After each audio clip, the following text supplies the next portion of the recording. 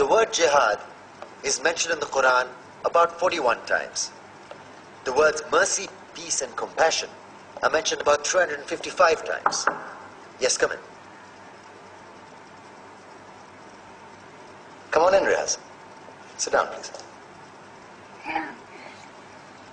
Contrary to popular belief in most Western cultures, Islam is a religion that preaches peace and tolerance. Yes, Patricia.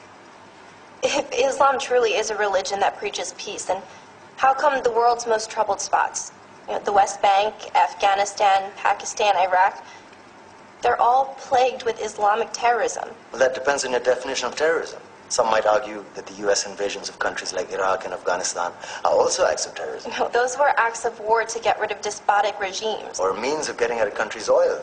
Conspiracy theories. Well, may I? Yes, please. Go ahead, Riaz. Mr. Khan is right. I mean, if we're talking about terrorists, the world's biggest terrorists are the white superpowers. Come on now. No, really, stop and think about it.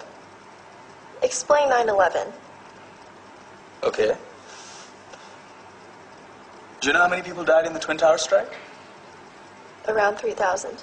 And do you have any idea how many people died in the bombing of Afghanistan? Take a wild guess. More than 15,000 people died. And that's just conservative figures. About 50,000 tons of explosives were dropped on innocent civilians. Men, women, children. Yeah, but that was because of the Taliban.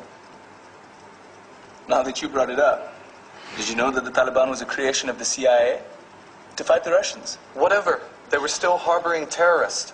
Yeah, right. Terrorists that were never found. Just like the weapons of mass destruction that were never found in Iraq. Do you want to get into the death toll in Iraq? 500,000 civilians and counting. And what do Britain and America say when they don't find these weapons? It's simple. They just say sorry. And still refuse to relinquish control of these countries. What are you trying to say? What I'm trying to say is that just because you're American, wear a fancy suit, and call yourself the president, doesn't make you any less of a terrorist. I'm saying that if you don't stop meddling in other people's countries, you will face a backlash. If Muslims like you feel that way, then why don't you get out of our country? We will. As soon as you promise to leave ours.